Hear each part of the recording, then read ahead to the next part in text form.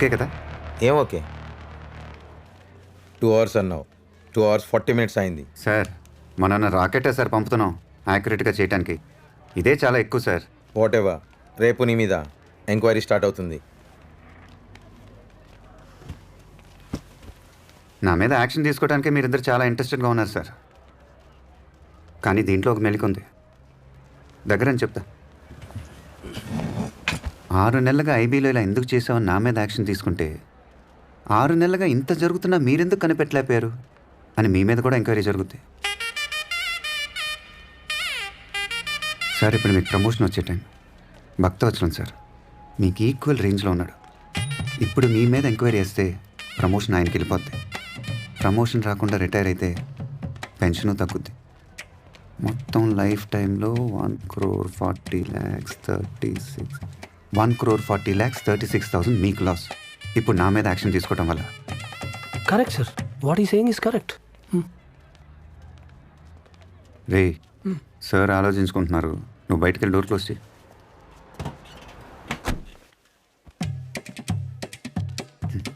దీనికి ఒక మార్గం ఉంది సార్. ఇదంతా మీ ఆపరేషన్, మీ ప్లాన్ అని చెప్పండి. 6 నెలలుగా క్రైమ్ రేట్ తగ్గింది. ఆ వాట్సాప్ వీడియో ఆ ఊరికి వెళ్ళింది, వాడి తమ్ముని చంపింది, ఇప్పుడు వీని పట్టుకుంది. ఇదంతా మీ సీక్రెట్ మిషన్. మీ ఆర్డర్ ప్రకారం నేను చేశాను. మీకు డబుల్ ప్రమోషన్. అన్ని మ్యాగజైన్లో మీ గురించి ఆర్టికల్స్, టీవీలో scoop news, August 15th medal. ఇది సీక్రెట్ మిషన్ అని చెప్పండి. ప్రజల కోసం మేము ఎప్పుడు సిద్ధంగా ఉంటాం అని చెప్పండి. ఇంకేం చెప్పకూడదు. అండర్స్టాండ్? ఇప్పుడు ఆయన నీకు ఎస్ సార్ అనాలా? ఏ అతనితో నువ్వు అలా మాట్లాడుకో. ఓకే, వీడు మామూలుడు కాదు. ఇన్నాళ్ళు నువ్వు ఎక్కడున్నావయ్యా? హే, కొత్త కార్ సూపర్ ఉంది కదా. నువ్వేం ఆలోచిస్తున్నావో చెప్పనా? కొత్త కార్, కొత్త డ్రెస్, పక్కనే ఒక అమ్మాయి, ఇవన్నీ ఏం చేద్దామా అని ఆలోచిస్తున్నావు. కరెక్టా? వావ్.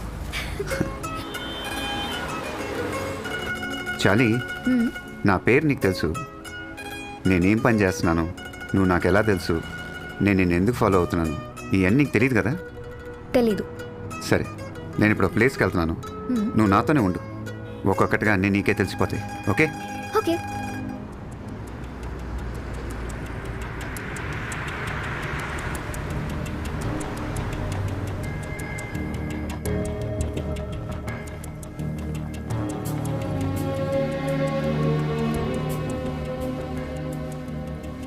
తను మా team.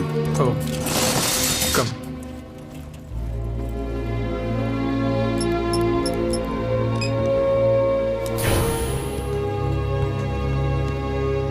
Coming, they waiting for you. Come. Shiva చెప్పాను కదా. Yeah I heard about him. Hello sir. ఏమయ్యా, పబ్లిక్ ఫోన్ కాల్స్ 6 నెలలుగా చాటుగా వింటున్నావంట. వాళ్ళు పర్సనల్గా మాట్లాడుకునేది వింటాం తప్పు కదా? అది ఆఫీస్లో బోర్ కొడుతుంటే ఖాళీగా ఉన్నానని. అంటే నేను ఫోన్లో మాట్లాడినంత వీడు వినేశాడా? సరే, వాడు నిన్ను 1 o'clock వెళ్ళి ఇక్కడ ఉండమన్నాడు. 1:20 అయింది సార్. 1 అని ఫోన్లో చెప్పచ్చుగా. వాడి దగ్గర ఉన్న వాచ్ ఉందా? ఇప్పుడే 1 అయిందని చెప్పు.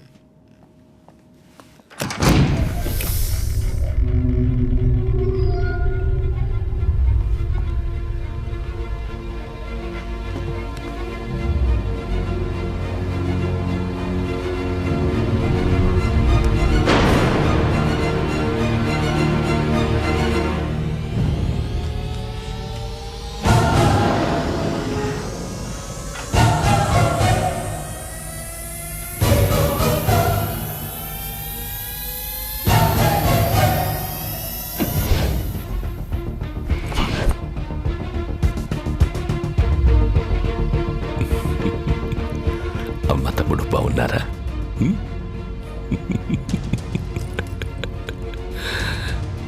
ఇది రిలీజ్ చేయవా? నీతో కొంచెం ఫ్రీగా మాట్లాడాలి.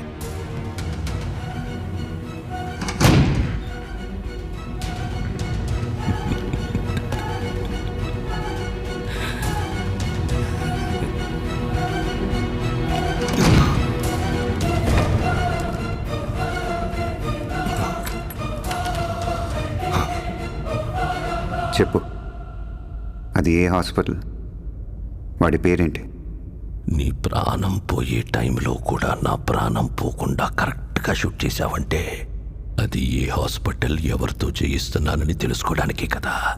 ఆ? ఒక జీవిని మరో జీవి చంపడం తప్పు కాదు, అదే నేచర్. అందుకే దేవుడు ఒక జీవికి ఆహారంగా ఇంకో జీవిని సృష్టించాడు. చంపడమే తప్పైతే ఎద్దుకి కొమ్ముల్ని, పావుకి విషాన్ని, తేలికి కొంటెని ఎందుకు సృష్టించాడు? కానీ ఆ కొమ్ముల్ని విషయాన్ని మనుషులకి ఇవ్వలేదుగా. మెదడు, మనిషికి మెదడుంది కదా. బలవంతుడే బతకగలడు. బలహీనులందరూ కలిసి వాళ్ళని వాళ్ళు కాపాడుకోవడానికి చేసుకున్నదే చట్టం. జింకని చంపితే శిక్ష, మేకని చంపితే శిక్ష లేదు. జింకలు తక్కువగా ఉన్నాయి, మేకలు ఎక్కువగా ఉన్నాయి. ఎక్కువగా ఉండడం మేకల తప్ప? ఈ భూమి మీద మేకల కంటే ఎక్కువగా మనుషులున్నారు. వాళ్ళని చంపితే తప్పేంటి?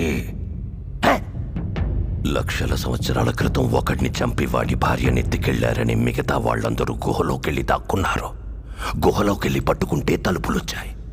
తలుపులు పగలగొడితే తాళాలొచ్చాయి. తాళాలు పగలగొడితే ఒకరి తర్వాత ఒకరు మేలుకొని కాపలా ఉన్నారు. వాళ్ళందరికీ ఒక నాయకుడొచ్చాడు. ఇంత నాగరికతకు కారణం ఏంటి? భయం.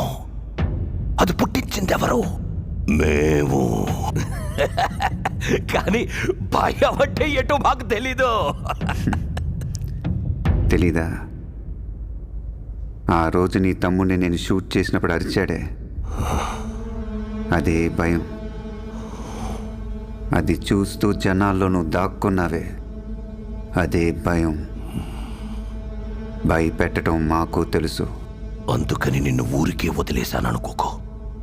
ఆ హాస్పిటల్ సంగతి తర్వాత చూద్దాం. ఇప్పుడు ఇంకొకటి ఉంది.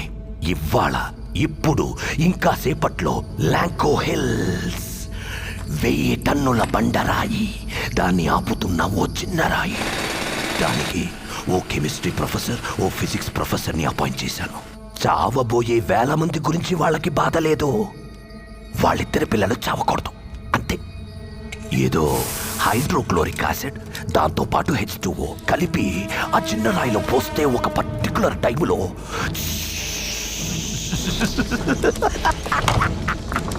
ఆ చిన్న రాయి పొడి పొడి అయిపోతుంది. అందువల్ల సపోర్ట్ లేకుండా ఉన్న పెద్ద రాయి ఏమవుతుంది? డమ్ము డమ్ము డమ్ము డమ్ డమ్ డమ్ డమ్ డమ్. 30 అడుగుల బండ, 6 అడుగుల మనుషుల్ని, హిందూ, ముస్లిం, క్రిస్టియన్, చిన్న పెద్ద, జాతి మతం తేడా లేకుండా అందరినీ తొక్కి తొక్కి నలిపి వెళ్ళి కాపాడు. హాస్పిటల్ నీకు ఫైనల్ రౌండ్. ఇది ఆపగలవేమో చూసుకో. 145కి నువ్వు అక్కడ ఉండాలి. ఇంకా 40 minutes టైం ఉంది. ఓ 1 o'clock నువ్వు రాలేదా? ఇంకా 20 minutes టైం ఉంది.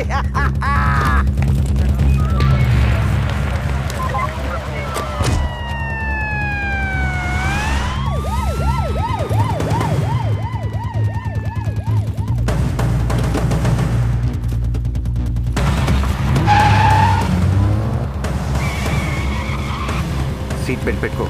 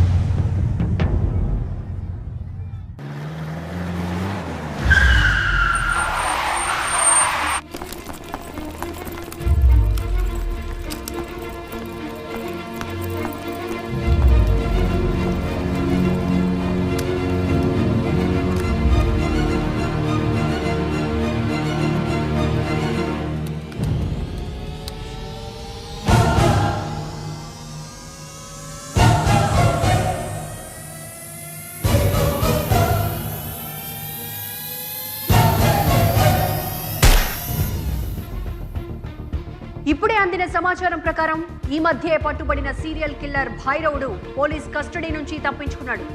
ఆ సమయంలో అడ్డొచ్చిన 6 పోలీసుల్ని హతమార్చాడు. మాకొచ్చిన సమాచారం ప్రకారం భైరవుడి నెక్స్ట్ టార్గెట్ సిటీలో ఒక పెద్ద హాస్పిటల్ అని తెలుస్తోంది. ఆ హాస్పిటల్లో ఉన్న పేషెంట్స్ కు పెద్ద ఎత్తున ప్రాణాపాయం ఉండొచ్చని భావిస్తున్నారు. ఇప్పటికే సిటీలో ఉన్న అన్ని హాస్పిటల్స్ వద్ద భారీ బందోబస్తు ఏర్పాట్లు చేయడం జరిగింది. ఈ సంఘటనను నియంత్రించడానికి central government special squad officer గా డీజీపీ రవిచంద్రన్ ను నియమించింది.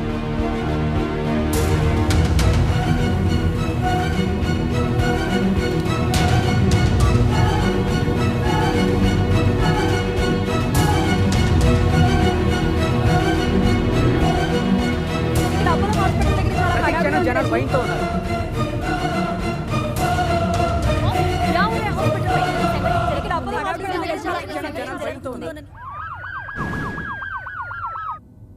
మీ అందరి సపోర్ట్ ఉంటేనే భైరవ్ని పట్టుకోగలం.